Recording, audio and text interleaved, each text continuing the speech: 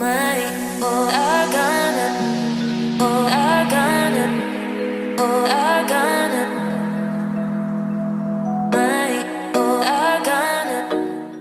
tout le monde, j'espère que vous allez bien. Je commencerai la vidéo aujourd'hui par vous souhaiter une très belle année 2022. J'espère qu'on passera encore une belle année ensemble. Je vous souhaite vraiment le meilleur pour cette nouvelle année. Et justement, en parlant de nouvelle année, qui dit nouvelle année dit nouveaux objectifs, nouvelles résolutions. Moi je vais appeler ça des challenges plutôt parce que franchement pour moi, ça n'a jamais fonctionné les résolutions, les objectifs non plus. C'est en fait à chaque fois des challenges que je me donne et à chaque fois c'est assez compliqué parce que je suis pas trop disciplinée comme personne. L'année dernière je m'étais noté plein de résolutions et en fait j'en ai quasiment suivi aucune. Et cette année je compte bien les respecter et du coup voilà, j'ai fait une petite liste dans ma tête, j'ai même pas écrit cette fois-ci, du coup je vais le faire un peu spontanément de tout ce que j'ai envie de changer cette année ou d'améliorer plutôt on va dire. Et on va commencer par le challenge numéro 1.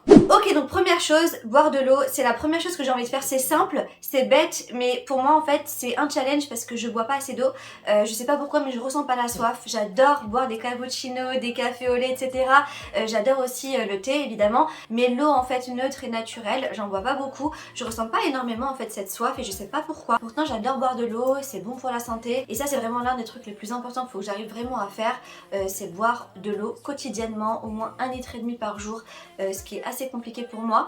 En plus je m'étais acheté soi-disant une petite bouteille d'eau que j'avais trouvée en solde chez Sephora, une petite bouteille en fait en verre où on mettait de l'eau à l'intérieur et ça m'a aidé au départ parce que je trouvais ça fun, mais après au fur et à mesure ça y est quoi, les mauvaises habitudes reprennent. Donc voilà, je vais reprendre cette bouteille en verre et je vais me la remplir tous les jours, 3 fois par jour au minimum. Et j'espère que ça va fonctionner. En continuité, il y a un autre truc que j'ai envie d'améliorer, c'est mon alimentation. Je mange super mal.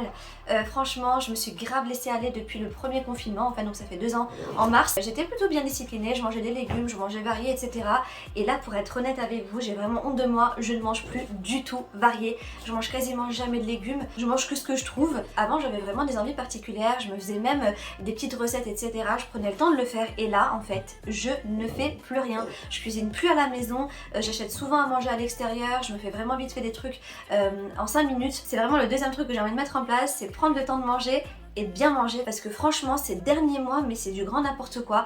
Déjà d'une, il y a un truc qu'il faut que je retire mais littéralement c'est une habitude vraiment pas terrible du tout, c'est que je me prends une pâtisserie tous les jours. C'est sympa quand on le fait occasionnellement, une fois par semaine, le week-end, le dimanche, tout ça, mais moi je le fais tous les jours quoi et ça c'est vraiment un truc qu'il faut que j'arrête de faire. Déjà financièrement c'est pas terrible et puis manger une pâtisserie tous les jours c'est pas terrible non plus quoi. Je m'appelle pas Cyril Lignac pour le faire donc faut que je me calme un peu par rapport à ça. Aussi que je vire cette histoire de chips au vinaigre, je sais pas ce que j'ai avec les chips au vinaigre en ce moment mais c'est vraiment mais quasiment tout le temps et de chocolat aussi quoi, le chocolat que j'adore et dont je suis accro. Donc voilà, j'ai vraiment pas mal de choses à faire niveau alimentation mais il faut que je m'y mette et j'espère que je vais y arriver. Ensuite, prendre du temps pour moi. Bizarrement, j'ai absolument plus le temps de rien faire, ni pour moi ni quoi que ce soit. Je me fais plus du tout de masque aux cheveux, je prends même plus plaisir à tester mes produits tellement je fais tout à la va-vite et ça m'embête parce que c'est un truc qui est sympa, qui fait du bien, qui repose, qui détend. Il faut vraiment que je le fasse parce que ça fait du bien au moral et c'est important pour que tout le reste ça aille bien. Ça c'est vraiment un truc qu'il faut que je mette en place. En parlant justement de cocooning et de prendre soin de soi, les ongles, les ongles je les fais à la maison en fait, je vais pas les faire à l'extérieur, d'une part par manque de temps, le budget est aussi assez conséquent et j'aime bien me poser le vernis à la maison, sauf qu'aujourd'hui comme vous pouvez le voir je ne l'ai pas fait, j'ai retiré mon vernis mais je me suis pas soigné mes ongles. Du coup je vous dis ça parce qu'en fait l'une des choses qu'il faut que j'arrête de faire en 2022 c'est de me ronger les ongles. J'ai les ongles en fait assez fragiles qui se cassent très souvent, ce qui fait que j'ai toujours des petits bouts comme ça qui dépassent et que je m'arrache et en fait je finis par me les ronger quand je suis dans un petit moment de stress ou de précipitation tout ça et il faut que j'arrête de le faire quoi, ça m'énerve de continuer à me ronger les ongles à mon âge mais je le fais et en général quand je me mets du vernis je le fais pas trop. Donc voilà, arrêter de se ronger les ongles pour ma part c'est vraiment une des priorités. Toujours dans le bien-être, l'un des trucs qui me pèse depuis 2 ans, c'est le fait d'avoir arrêté le sport. Je vous ai montré en fait plusieurs fois dans mes vidéos plein de trucs que j'avais acheté pour faire le sport à la maison, tapis, élastique, poids, j'ai tout et je n'ai toujours rien fait depuis la dernière fois quoi. Ça fait 2 ans que j'ai arrêté le sport et ça fait 2 ans que ça me travaille. Je me dis mais il faut que je reprenne et je reprends jamais. Ça m'énerve au plus haut point parce qu'il faut que je prenne le temps de le faire et la raison pour laquelle j'ai envie de le faire en fait c'est juste pour me mettre en place une discipline et aussi pour travailler mon corps, juste pour avoir cette activité quotidienne parce que parfois en fait dans la semaine je marche quasiment pas, je prends toujours la voiture parce que je suis en déplacement ou alors je suis à la maison parce que je suis en télétravail. Du coup parfois je me retrouve à ne pas assez marcher en journée et ça m'embête aussi quoi, ça c'est vraiment un truc qui me gêne pas mal et qu'il faut que j'arrive à mettre en place. La voiture, faut que j'arrive aussi à arrêter de l'utiliser à part si j'ai des longs trajets, mais le sport à la maison, je pense que ça pourrait me faire du bien parce que c'est aussi quelque chose qui détend de mettre son énergie ailleurs, surtout dans le sport, c'est vraiment super sympa une fois qu'on a fini notre séance, on se sent bien, etc. Et puis on a une meilleure hygiène de vie, ça c'est clair. Mais ça demande aussi de la discipline, de l'organisation et du temps. Et ça, faut que je le trouve, faut que j'arrive vraiment à mettre en place une petite séance de sport, ne serait-ce que 2 fois par semaine, 3 fois dans l'idéal, mais au moins 2-3 fois par semaine, ce serait super. En parlant d'activité physique, marcher, justement, je viens de vous en parler. Marcher, c'est justement quelque chose que j'ai vraiment arrêté de faire, à part quand je promène Blue. Mais comme Blue n'est pas vraiment la race de chien qui marche le plus longtemps, elle se fatigue aussi pas mal, la pauvre, surtout qu'en plus là, on est en hiver, en été, il fait vraiment très très chaud. Mais j'aimerais bien aussi sortir et tout faire à pied. Ça va me faire du bien de marcher parce qu'on n'est pas obligé de faire du sport. Par exemple, pour faire une activité physique, marcher c'est une activité physique. Il faut que je me le mette en tête en fait tout simplement, même si j'ai rien à faire à l'extérieur, aller se balader, c'est quand même plutôt sympa, ne serait-ce que pour redécouvrir la nature, chose que je ne fais plus non plus. Et ça c'est dommage parce que ça fait du bien aussi. Donc voilà, marcher, profiter de la nature, respirer l'air, tout simplement, faut que je le fasse aussi. La santé physique c'est important, la santé mentale aussi. Donc ça aussi c'est un truc que je voulais faire depuis très longtemps, que j'ai commencé à faire, que j'ai arrêté, que j'ai repris, que j'ai arrêté aussi. J'arrive pas du tout à me discipliner par rapport à ça, c'est faire de la méditation, c'est super intéressant, super important, c'est super efficace aussi. Mais pareil, il faut beaucoup de discipline, il faut beaucoup de volonté aussi, c'est pas facile la méditation, mais je m'étais mis comme objectif la dernière fois 20 minutes, une demi-heure de méditation par jour.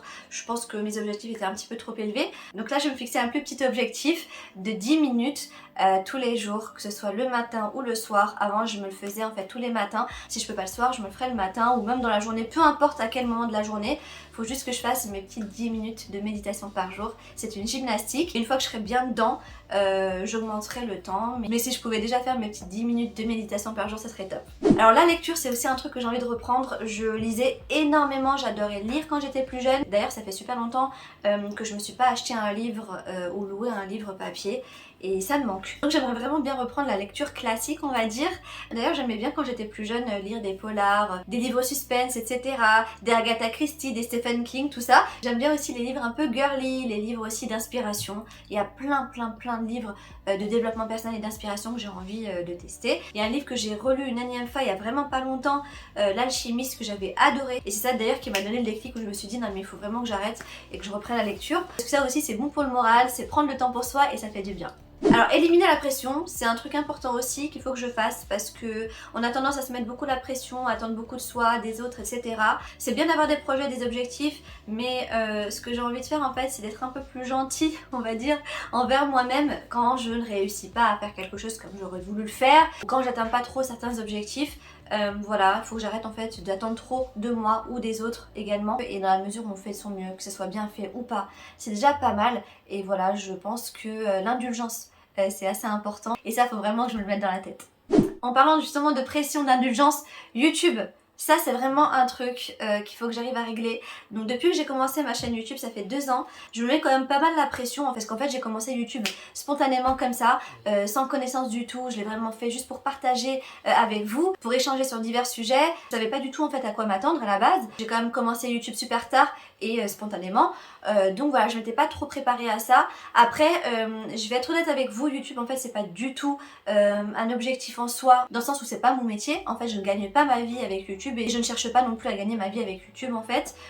J'ai jamais eu de salaire ou quoi que ce soit, je me suis jamais versé d'argent via YouTube. D'une part parce que ma chaîne est petite, d'autre part aussi parce que c'est pas en fait à la base mon objectif. Je ne cherche pas en fait à tort ou à raison à faire évoluer ma chaîne plus que ça. Pour moi, on se donne rendez-vous tous les dimanches pour une vidéo et voilà, ça me suffisait à la base et ça me suffit toujours d'ailleurs aujourd'hui, mais j'aimerais quand même pouvoir sortir ma vidéo du dimanche et en proposer une autre en semaine, mais ça encore c'est toujours le même problème d'organisation, de pression, de temps, tout ça. J'aimerais vraiment bien trouver en fait le temps de faire évoluer ma chaîne en fait, de vous proposer plus de sujets et de vous proposer surtout aussi plus de contenu. Donc n'hésitez surtout pas à me dire en commentaire ce que vous pensez en fait par rapport à ça, si ça serait une bonne idée ou pas, si vous serez au rendez-vous aussi, et si vous avez d'ailleurs des idées ou peut-être des demandes, n'hésitez pas à m'en faire part. D'ailleurs justement, tiens, ça m'a fait penser à un truc, je suis contente, j'ai pensé à à vous proposer, si je peux, donc une deuxième vidéo par semaine, sinon une fois par mois sur ma chaîne, une série de mon parcours sur YouTube en fait, pourquoi, comment j'ai commencé et comment je fais en fait, comment je filme, mes sujets, comment je les trouve, comment je les cherche, toutes les données en fait qu'on a en backstage, donc mon nombre d'abonnés, comment ça évolue, comment on peut monétiser par exemple sa chaîne, tout simplement comment commencer sur YouTube, les astuces, les choses à ne pas faire, les choses à faire, etc. C'est vraiment un truc que j'aime beaucoup, que moi en fait au départ j'ai eu énormément mal à trouver, que j'ai encore du mal à trouver, c'est des renseignements concrets, les coulisses en fait de comment devenir youtubeur. Et ça c'est vraiment un truc que j'ai vraiment énormément de mal à trouver. Donc moi franchement je me dis, si par exemple vous-même vous avez envie de commencer une chaîne YouTube, certes je suis pas vraiment la référence, j'ai 2000 et quelques abonnés, mais ça peut quand même peut-être vous aider de savoir un peu comment commencer, comment moi j'ai commencé, mes erreurs, les choses que j'ai compris au fur et à mesure, parce que maintenant j'ai compris des choses, heureusement, c'est juste que je ne les applique pas, parce que comme je vous ai dit, j'ai pas pris le temps de le faire, donc je le ferai peut-être un peu plus tard au fur et à mesure sans me mettre la pression, parce que c'est pas le but. Mais voilà, si ça vous intéresse, n'hésitez surtout pas à me le dire en commentaire. Et enfin, le dernier challenge auquel je pense là, il y en aura certainement d'autres, hein. Et vous-même d'ailleurs, si vous en avez en tête, n'hésitez pas à les partager avec nous, comme ça pourra peut-être nous donner respectivement des idées, pourquoi pas, pour s'améliorer, c'est quand même toujours sympa.